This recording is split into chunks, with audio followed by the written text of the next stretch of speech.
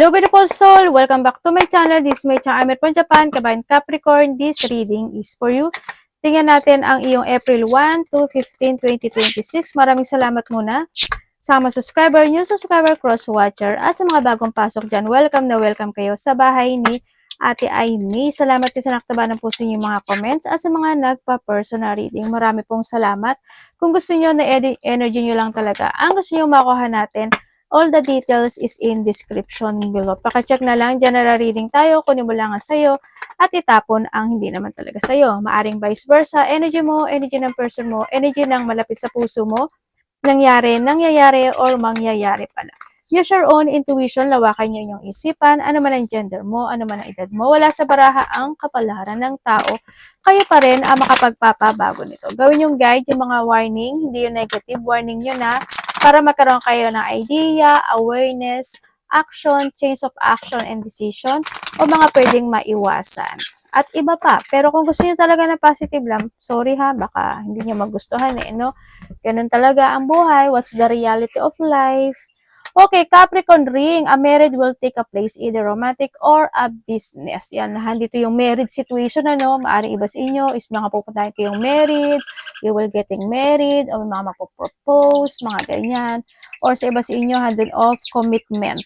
Kasi andito rin si business, pwedeng na sa point na may tao, kung may mga business kayo, o kaya sa trabaho, may mga tao kang tutulungan, may mga taong commitment na kukumit sa'yo, mga ganyan situation. And, syempre, you are highly thought of. Ano ba iniisip mo? Yan, focus to your target. Nandito rin yung point of triumph over trouble, obstacle.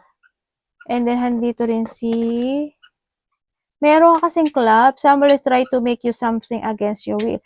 Ibig sabihin, may mga taong malalapit sa'yo or kakilala or basta connected to sa'yo, no? Either sa business mo, sa trabaho mo, or relationship man yan, na hindi maganda yung intention or pagsisinungaling, mga ganyan, mga pangliling lang o lilinglangin ka. Mag-ingat ka na lang din, or may tao talaga na may masamang pakay sa'yo dito kasi di sa problem, tapos may tusok-tusok siya, di ba? Behind your back, mga ganyang sitwasyon, Okay. Excitement. Baka may mga excitement situation na magaganap o mangyayari or may mga ikaka-excite ka na situation, mga ganyan. Kasi andito rin si ring, kung saan aspeto ng buhay mo yan. Yan. The most difficult part of situation is over. Congratulations. There's a rainbow after the rain. Mukhang ang ganda ng card mo May magandang mangyayari or may mga blessing situation, pagtahak ng bagong direksyon, or mga new beginning happen into your life. Yan. Baka dito kasi ring, yung mga proposal or kasal, or iba dito is mga bagong trabaho, mga ganyan, opportunities, yan, mga bagong pagtahak ng bagong direksyon sa buhay, or blessing ito ito blessing niya. Sa iba dito, di sa blessing. And then, candle, you will be show the way. Mag-focus ka sa mga sa mga repeating numbers, sa mga sign na ibibigay sa iyo. Kasi di sa candle, mga repeating numbers by the song, may taong o kaya sa iba, may tao dito na papadala sa iyo para sabihin yung sign na yon, o kaya may makikita ka sa mga billboard, sa mga paligid mo, yan, Yan. Also dito is the candle also is sa mga panaginip din baka may pakita niya sa panaginip mo. Iba dito di sa candle, ibig sabihin is enlightenment. Ganyan. Magkakaroon ng mga enlightenment in some aspect of your life. Pwedeng sa sarili mo, physical, emotional, spiritual, ganyan. And sa iba dito, when it comes to candle kasi, siguro may mga point of disappointment, mga ganyan sitwasyon. Siguro hindi naman ganun kalaki kasi may iwasan to kasi andito si candle para handle enlightenment, andun yung sign, Bago pa mangyari yung disappointment, siguro mas magandang mag-trust ka sa intuition mo dito. Di ba? Sabi ko sa'yo, hindi si ahas Kasi why? Kasi napansin ko kasi dito si flower, medyo naggaganon siya Kaya sabi ko, ay may something, sabi kong ganun. Kaya parang dito si sitwasyon is kailangan mo maging aware talaga kasi mo si ahas 'Di ba? Kailangan mo maging aware. Basta aware ka na lang sa lahat ng aspeto ng buhay mo. And meron kang ahas, apple. Mahilig ba kayo sa apple? Yan, ingat ka sa mga tukso. Also, the candle and the apple is, ibig sabihin, may tao na magaling magsalita. Mabulaklak ang kanyang mga pananalita. Yan. Sa iba naman sa inyo is mga tukso to, no? Halimbawa sa mga paggastos, kaya hindi sa point of enlightenment, kasi andito rin yung ring. Ibig sabihin is you need to commit yourself para hindi ka matukso, or hindi naman sinasabi na wag kang tumulong din, di ba? Pero isipin mo rin yung sarili mo, enlightenment ito no? Para magkaroon ng rainbow, di ba? Para in the future, maging maganda yung future mo, di ba? Andun yung point na yon. Sa iba sa inyo is, there's a commitment, or may tao na magkukommit sa'yo, trabaho man yan, or business, or mga dealing situation, partnership situation, ingat ka, no? Basta pag napag-usapan na yung pera dito, medyo talagang maging candle ka. Hindi ko naman sinabi maging kandila ka. Kumbaga ma-enlighten ka at magtaas ka sa intuition mo. Ha? Kasi andito si ahas. Tapos kung gagastos ka, siguro andun yung mga temptation talaga. Ganyan. Baka matukso ka, bilhin mo yun, ganyan-ganyan. Mga ganun, no? Basta handle it in a good, in a nice way, in a proper way, no? Dito sa situation when it comes sa ahas, no? Yung handle yung point na mm, baka makakita ka ng ahas. Ganyan. Ay, may pig ka rin. 'Di ba? Beware of greed. Ayan na nga. Ito na nga yung sinasabi dito. Ibig sabihin, may taong mga nakadikit sa'yo, no? Kung sino man yan na medyo greed talaga sila, sakim or makasarili man sila. Parang binigyan mo ng isang tinapay, gusto na buong plastic ng tinapay ang gusto niyang sahurin sa'yo. O kaya yung labis-labis ka kasi siguro, 'di ba? Ingat na lang din. Sa sarili mo, pagdating dito sa candle, tsaka kay ahas, tsaka ito, tsaka itong ring, siguro what comes sa sarili mo, kailangan mo ma-enlighten. Hindi pagiging sakim at makasarili ang hindi magbigay ng labis or mag-isip ka rin ng sarili mo for the future. Hindi yun sakim o iniisip mo lang din yung sarili mo. Kaya sabi dito, kailangan mo mag-enlighten. Isipin mo rin yung sarili mo. Huwag kang sinabi kasi nito, ganyan-ganyan, natukso ka, ganyan-ganyan, nagbili ka, nagtulong ka. Pero okay lang, it's up to you. It's your pera. No, hindi sa akin. Pero yun lang din ang ko sa'yo. Nasa sa'yo pa rin yan. Basta dito si candle. Candle kasi is, di ba, light yan. Di ba?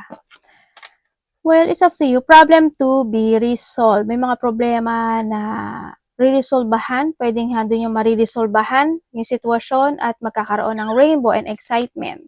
Kung ano may mga hinihintay nyo o may mga sitwasyon na problema, action, worrying situation in this time is maaring yun is magiging okay. Sa iba naman sa inyo, with the ink pot, kasi 'di ba nag-mess siya dito, kailangan ma-enlighten at kailangan mo maglinis or kailangan mong solusyonan yung mga problema mo sa buhay mo para magkaroon ng firecracker tsaka ng rainbow. You need to commit yourself dito sa dalawang card na ito. No? Yan. Huwag ka magpapahatak dito kay ahas tsaka kay pig. May baboy ba kayo? Yan. Ako nakikita dito. Sa iba sa inyo, maganda na rin kayo ng kandila, kasi may mga problemang darating dito. Kumbaga, nahandun yung point of stuck situation or trapping situation. Yan. Kaya ingat na lang kayo kasi ito resolving to Yan, parang nag-mess siya, 'di ba? Yan. Tsaka pag dito pag ito si inkpot tsaka ito, huwag kang masyadong magpapaniwala, ha? Baka madali kang maniwala sa mga bagay-bagay. Huwag ka masyadong maniwala sa paligid mo o sa mga nakikita mo, no? Basta mag-trust ka sa intuition mo, nasa sa'yo si candle. Tingnan natin energy mo. Energy ni Capricorn.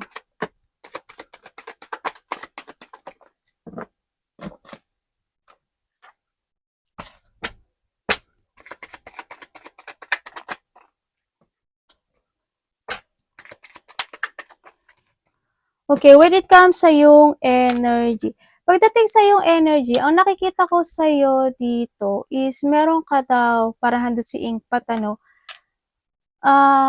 May mga ano daw, may mga tatapusin ka na sitwasyon. Puwedeng too much responsibility ka, puwedeng nando'n sa point mo o kaya may mga situation na hindi magiging magandang bunga, mga gano'n. Kaya pag-isip dito si Candle, kaya pag-isipan mo talagang maigi 'no, kung ano man yung sitwasyon. Halimbawa, may pera ka, ginastos mo, tapos the next week wala ka na pala, mga gano'n.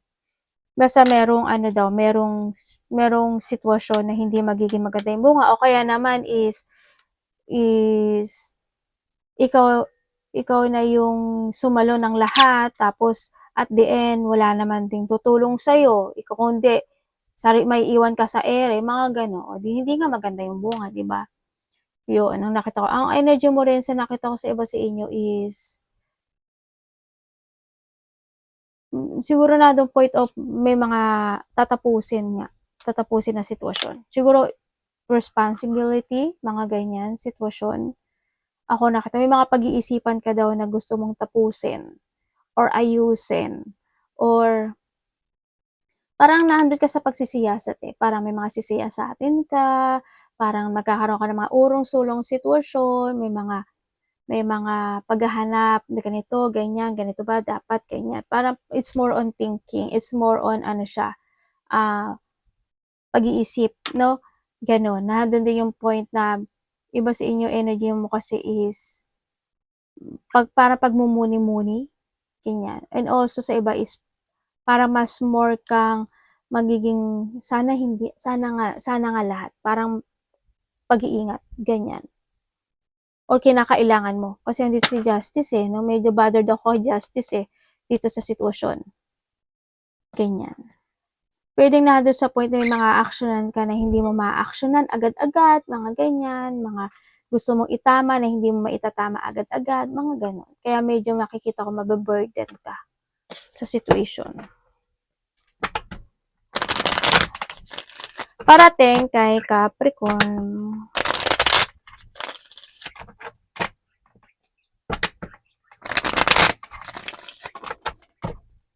Parating po kay Capricorn, please show me.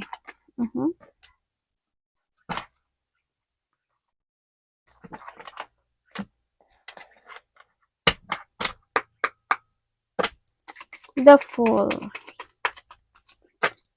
Ano yun, universe? Okay. Parating sa iyo. The Fool again, oh. Okay. Parating sa iyo, ang nakita ko sa dito is may magtatapos sa iyo. As in, may magtatapos daw sa iyo, sabihin, way back from the zero, from the basic, from the top. Halimbawa, nakabayad ka na ng utang, nakabayad na ng ganito, nakatapos na ito, tapos na yan, mga ganon. Yan, kung saan aspeto ng buhay mo yan. Parating din sa iyo, ang nakikita ko sa iyo is parang makakaramdam ka ng pagod. Ganon. Nandun din yung point na, ay, may sakit talaga tong anak ko. Kasi kanina pa siya, pupo ng pupo eh, tapos basa. Tapos daw, may mga time daw na hindi ka makapagtutulog. Hindi ko alam kung night shift ka ha. Ganun ang nakikita ko. O kaya late ka na matulog, maaga ka nagigising, pagising-gising ka, mga ganyan. Nandun yung point din na meron kang mahata ka daw ng nakaraan eh. Hindi ko alam in what way. Siguro may mga iisipin ka na mga nangyari sa nakaraan. Pwedeng nandun sa point na yun. Pwedeng tapos na siya pero mababothered ka. Pwedeng nandun sa point na yun. O kaya naman, may tao na makikipag-usap sa'yo, tapos doon ka mai-stress, ma-anxiety o depression. Mandahan dito rin yung point na magkakaroon ng mga celebration, ganyan. Magkakaroon ng mga getting together sa iba, o kaya is mga family, getting together ng family unity, family reunion, close relationship. Bulol talaga si ate, pasensya na kayo ha. Kung ano man yan. Actually, handun din yung wedding, sa nakikita ko dito. Yan. Medyo stressful. Hindi ko alam kung bakit may stress ka. or worrying situation. Yan, may mga wedding situation pupuntahan or mga wedding na magaganap o mangyayari. Kasi maraming tao rin ako nakikita sa'yo. May mga sitwasyon na pagpupursige, no? Or pagtsatsaga or you want to keep fight sa isang sitwasyon mo sa buhay to achieve it na doon sa point na yun, no? Also, achievement is coming. Sa nakita ko dito, 4 days, 4 weeks, 4 months, man yan. Sa iba naman sa inyo is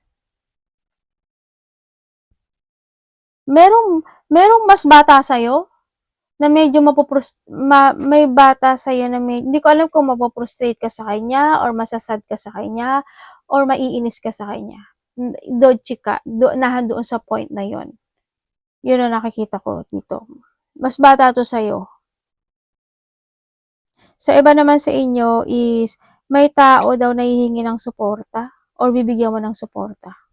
Pero ang daming tao mo talaga. Ba't kaya ang daming tao? Baka nga may mga celebration na, no? Ako nakikita kasi maraming tao. Kung gusto niyo naman ng bagong trabaho, meron daw. Nasa sa inyo na kasi to, no? It's up to you to make it happen. Yung positivity or bagong trabaho na gusto niyo gawin, it's up to you to make it happen. Sa nakikita ko dito.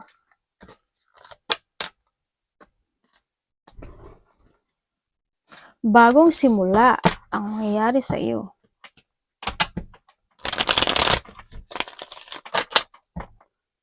Dapat iwasan ni Capricorn.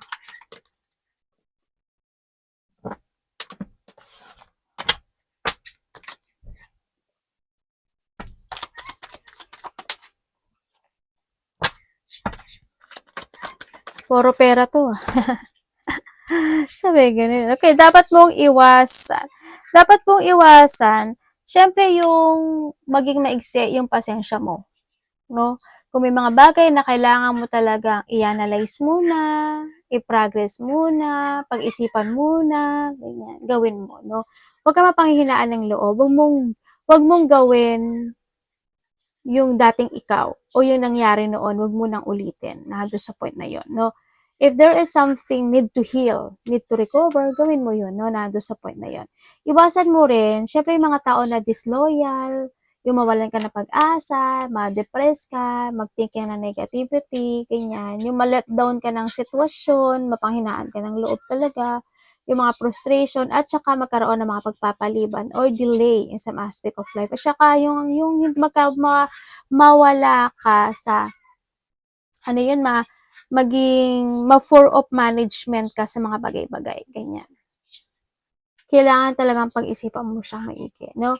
Try to make it balance any situation into your life before you pursuing or talagang bago mo siya gawin or aksyonan o desisyonan na doon sa point na yon. Iwasan mo ma-stagnant or mawala ka sa plan.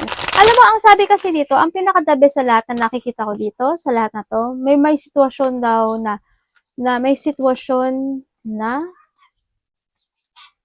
kung pagpupursigahan mo daw yung sitwasyon at kung may mga bagay daw na babaguhin ka, mangyayari yung gusto mong, yung hinihiling mo sa buhay. Yun ang sabi.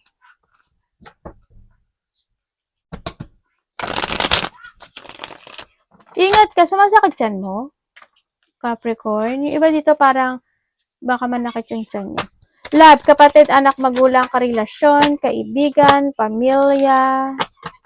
Bandang tiyan yung nakikita ko eh. Love.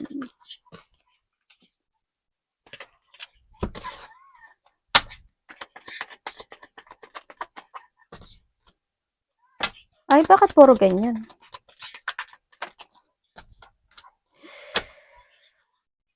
Kung single ka, okay, kung single ka, pwedeng may nakakausap ka na. Diba dito ano to? Either ibang lahi to o iba yung lengguwahe niya. Pwedeng Bisaya, pwedeng Bicolan, mga ganyan. Pero yung iba dito, may parating naman. Itong tao na ito, may nakakausap ka na pala. Dito. Ang hindi ko lang maintindihan dito sa sitwasyon, either ikaw yung may family or siya yung may pamilya or may connection sa iba. Pero kasi dito, may pagbabackstab. Ingat ka na lang, no? Dito.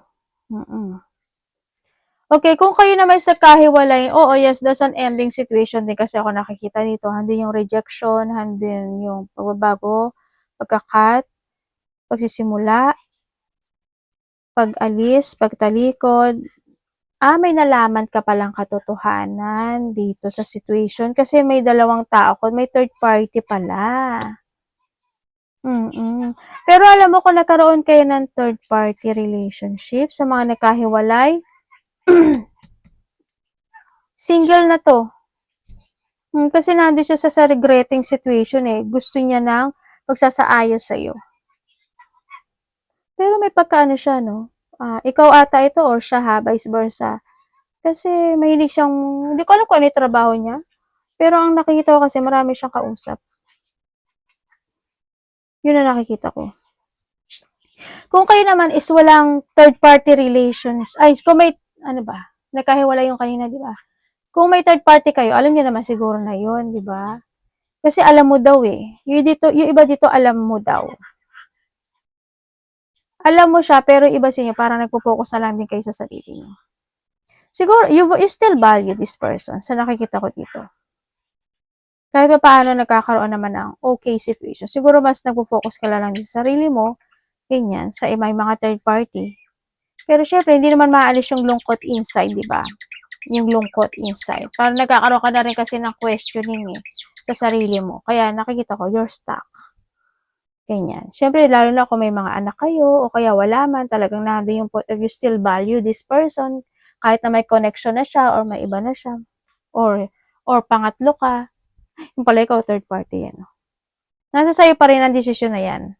Kung kayo naman is walang third party relationship dito sa sitwasyon, ang nakikita ko dito, kasi we have the Queen of Swords and the Queen of Swords is means same kayo, ginagawa ng isa sa inyo ang lahat pagdating sa pagsasaayos ng relasyon na to kasi you still value, no? Ako nakikita dito sa inyo. Siguro minsan lang nagkakaroon lang ng pagdadalawang isip kung kakausapin or hindi. May mga ganun siguro ng sitwasyon. Yun kasi nakikita ko eh. There's a two thinking ako nakikita. May mga time na magkakaroon kayo ng pagka-irita o disappointment, mga ganyan. Ang nangyayari kasi sa relasyon na to, on and off, mga ganun sitwasyon. Ano? Hindi ko alam may what way. Pwedeng kung LDR kayo, pwedeng ganun. O kaya kung matagal na kayo at hindi naman kayo LDR, may mga disappointment. Ako nakikita, pwedeng na doon sa point na sasabihin ko ba hindi? Huwag na lang. Ako na lang. Yung mga ganun, pwedeng ganun. May mga ganun sitwasyon na pwedeng maganap sa inyo o nagaganap sa inyo. But still, ando yung value ng connection ano, sa nakikita ko dito. Yun ang nakikita ko sa iyo.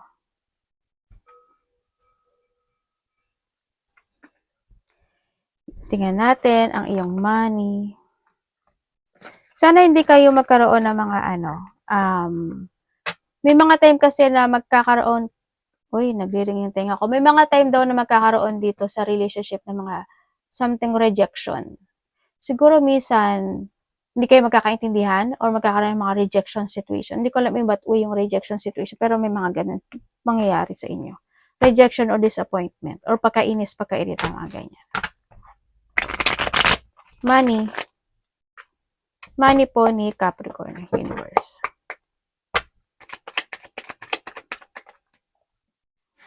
The Sun, ang money mo. San ka?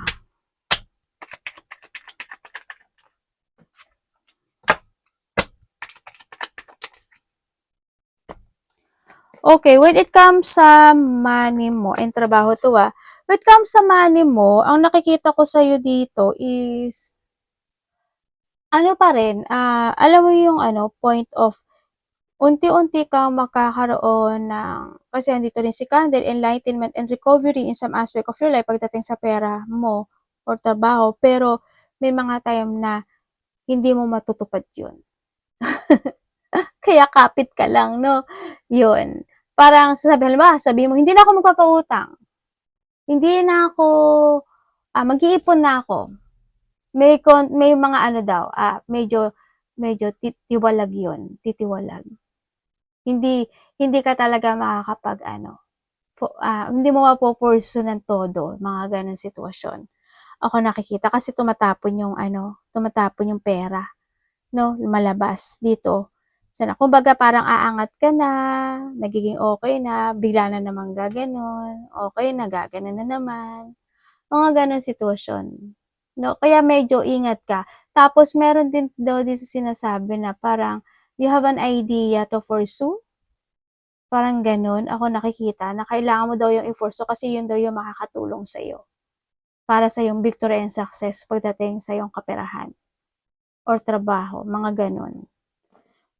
May mga sitwasyon daw, siguro may mga sitwasyon ka na na nami-miss opportunities o hindi mo talaga nagagawa, ganyan, naba-block mo siya kumbaga, yun. Kumbaga, puwedeng nando'n sa point of hindi mo siya maharap-harap, difficult sa'yo yung desisyon na yun or nagkakaroon ka ng choices. Pero meron ka daw dapat gawin, may gagawin ka, may naiisip ka or may gusto ka i-pursue na puwedeng yan makatulong sa'yo. O kaya halimbawa minsan din sa iba sa inyo wala ka ring isang salita, gano'n. Yan, medyo panindigan mo na lang din, 'no, para maging maganda yung kaperahan mo. Kasi andito siya, 'di ba, apple, ink pad, candle. Arigatou namaste, God bless.